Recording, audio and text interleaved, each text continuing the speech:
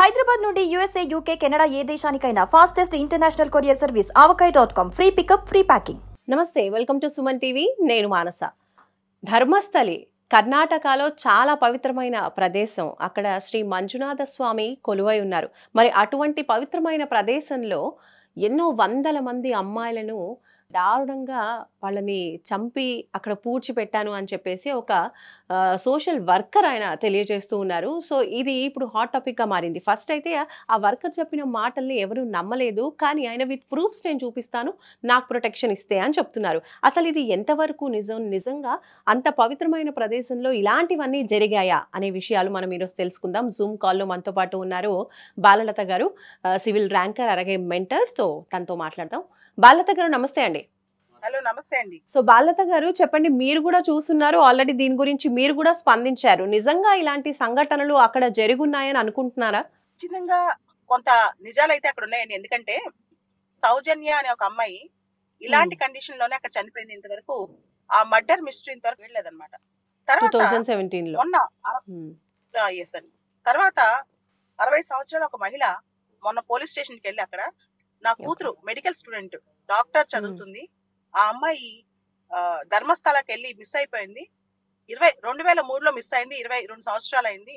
ఆ అమ్మాయి ఎక్కడుందో నాకు వెతికి తీయండి, చనిపోయింటే ఆ శవమైన ఆవిడ స్కెలిటన్ అనే చూపించండి అని చెప్పి ఒక తల్లి వాపోతుంది అనమాట. అంటే చాలా కథనాలు వెలుగులోకి వస్తున్నాయి. ప్రజలందరూ ఇప్పుడు కోరుతున్నారు ఏది నిజం తెలియాలని చెప్పి. యాక్చువల్లీ 1998 నుంచి 2014 వరకు కూడా అక్కడ పనిచేసిన ఒక పరిశుద్ధ కార్మికుడు, అంటే అక్కడ శుద్ధం చేసే శానిటరీ వర్కర్ అనమాట. శానిటరీ వర్కర్ ఏం చేశాడంటే, నేను నా చేత బలవంతం పెట్టి చాలా బరియల్స్ చేపించారు. ముఖ్యంగా స్త్రీలు, అమ్మాయిలు, వాళ్ళపైన సెక్షువల్ అసాల్ట్ జరిగినట్టు గుర్తు కూడా కనిపిస్తుంది. చాలా మందికి ఒంటిపైన వస్త్రాలు కూడా లేవు, అండర్ గార్మెంట్స్ కూడా లేవు. అలాంటి స్థితిలో ఉన్నారు. ఆ స్కెలిటన్ ఒకటి నేను చూసాను, నేను తవ్వి చూసాను. ఒక పాప, చిన్న పాపదైతే అక్కడున్న ఒక పెట్రోల్ బంక్ దగ్గర నేనే పాతి పెట్టాను. ఇలా వందల కొద్ది పాతి పెట్టాను 20 సంవత్సరాల కాలంలో. నన్ను బాగా బెదిరించి నా చేత ఈ పని చేయించారు. నాకు మనశ్శాంతి లేదు. అదే విధంగా చనిపోయిన వాళ్ళ ఆత్మలకి శాంతి కలగాలంటే ఇప్పుడు ప్రపంచానికి నిజం తెలియాలి, వాళ్ళని ప్రాపర్ గా పాతి పెట్టాలి. ఇదంతా చెప్తూ ఆయన పోలీస్ స్టేషన్ కి వెళ్ళాడు, కోర్టుకి వెళ్ళాడు. కోర్టులో ఒక స్కెలిటన్ సంబంధించి ప్రూఫ్ కూడా సబ్మిట్ చేసినట్టు తెలుస్తోంది. దీనికి సంబంధించి కర్ణాటక ప్రభుత్వం సిట్ కూడా వేసింది, స్పెషల్ ఇన్వెస్టిగేషన్ టీమ్ వేసి దీని మీద ఇన్వెస్టిగేషన్ చేస్తుంది. అయితే ఇక్కడ దక్షిణ కన్నడ జిల్లాలో ఉన్న ఈ ధర్మస్థల ప్లేస్ ఏదైతే ఉందో అక్కడ శ్రీ మంజునాథేశ్వర స్వామి ఆలయం ఉందన్నమాట. కానీ అక్కడ విశిష్టత ఏంటంటే అది హిందూ ఆలయమే, కానీ దాన్ని మెయింటైన్ చేసేది మాత్రం జైన్ ట్రస్టీస్, జైన్స్ మెయింటైన్ చేస్తారనమాట. అది కూడా అక్కడ విశేషం. అయితే దీనిలో ఆలయానికి సంబంధించిన వాళ్ళు ఉన్నారా, లేదా పవర్ఫుల్ పీపుల్ ఉన్నారా, రాజకీయ నాయకులు ఉన్నారా, ఇన్ని వందల బరియల్స్ వెనకాల కథ ఏంటి అనేది ఇప్పుడు బయటికి రావాల్సి ఉంది. దీని మీద చాలా పెద్ద ఇన్వెస్టిగేషన్ స్టార్ట్ అయిపోయింది.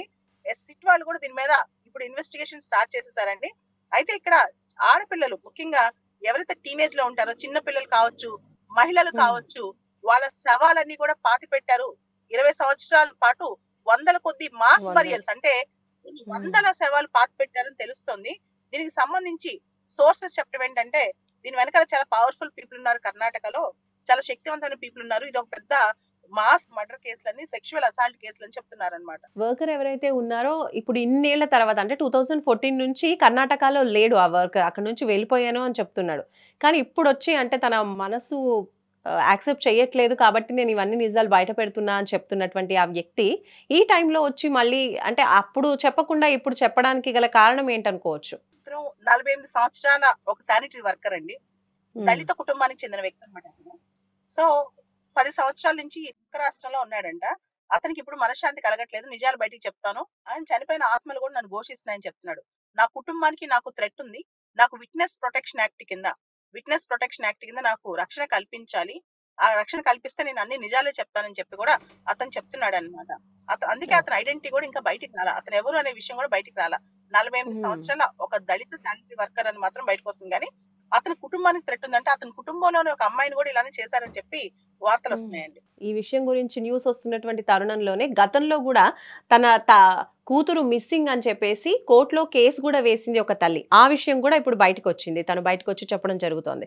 సో ఇలాంటివి ఇంకా ఎన్ని బయటపడతాయి అనేది మున్ముందు మనం చూడాలి. అసలు ఆ 100 మందిలో ఎవరికి సంబంధించిన వాళ్ళు, అసలు ఎంతమందిని చంపారు అనేది కూడా ఒక క్లారిటీ అనేది లేదు.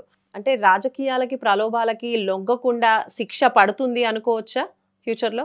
సిట్ వాళ్ళు గత 20 సంవత్సరాలుగా దక్షిణ కన్నడ ప్రాంతంలో, ధర్మస్థల ప్రాంతంలో ఎంతమంది అమ్మాయిలు మిస్ అయ్యారు, ఎంతమంది అమ్మాయిలు కనపట్లేదు అనే దాని మీద కూడా ఆరా తీయనున్నారు.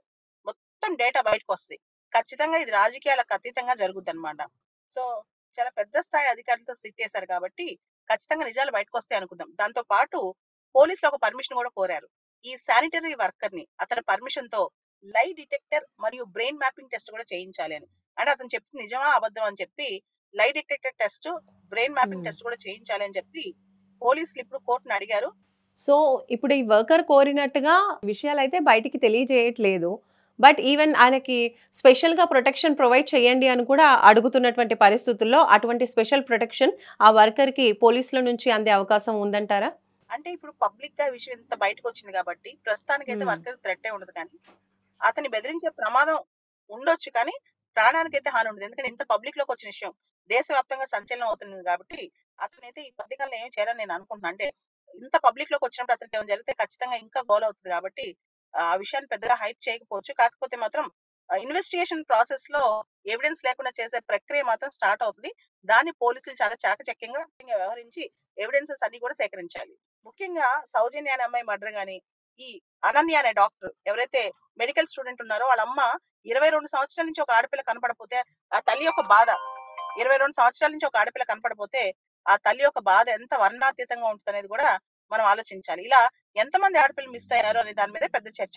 సో అక్కడ ఇప్పుడు జస్టిస్ ఫర్ సౌజన్య అని కూడా ఉద్యమం జరుగుతోంది.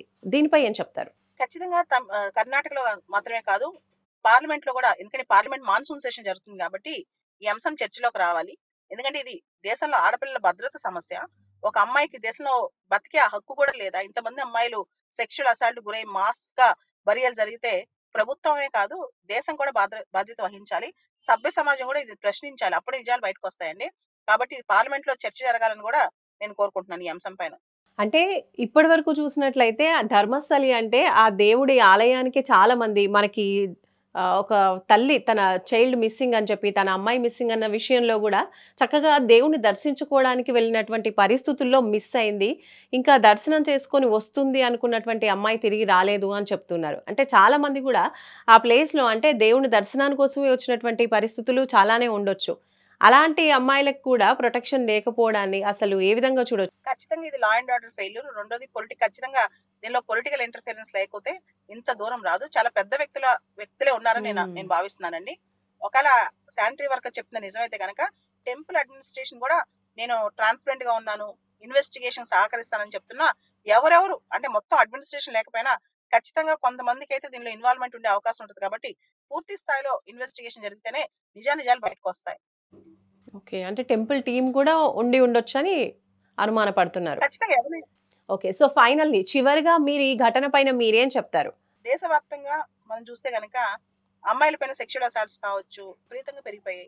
చదువుకున్న వాళ్ళకి చదువుకున్న వాళ్ళకి తేడా లేకుండా ఉందన్నమాట. మెడికల్ కాలేజీల్లో, లా కాలేజీలో, పెద్ద పెద్ద యూనివర్సిటీస్ లో కూడా ఆడపిల్లని వదలట్లేదు. ఇట్లాంటి టైంలో ఆడపిల్లని ఇలాంటి వాటికి కఠినమైన శిక్షలు కఠినంగా జరిగితే గనక అంటే ఇమీడియట్ గా ఇన్వెస్టిగేషన్ 1 month 2 months లో తేలి ఎవరైతే పెద్దవాళ్ళు ఇన్వాల్వ్ అయినా సరే శిక్ష పడితే గనక ఇలాంటి విషయాల్లో ఖచ్చితంగా ఇంకొకసారి రిపీట్ కాకుండా ఉంటుందండి. Right, thank you ma'am, thank you. So చూస్తున్నారు కదండి, కర్ణాటకలోని ధర్మస్థలిలో ఎంతో పవిత్రమైన ప్రదేశంలో దేవుడి దర్శించుకుందామని వచ్చినటువంటి మహిళలకి, అమ్మాయిలకి కూడా ప్రొటెక్షన్ లేకుండా పోతోంది. దాదాపు ఒక 100కి పైగా అమ్మాయిల్ని, మహిళల్ని, చిన్నపిల్లల్ని కూడా పూడ్చిపెట్టాను అని చెప్పేసి అక్కడ వర్క్ చేసేటటువంటి ఒక వర్కర్ చెప్తున్నాడు. అలాగే 10 సంవత్సరాల నుంచి ఆయన అయితే అసలు ఆ ప్లేస్లో ఉండట్లేదు.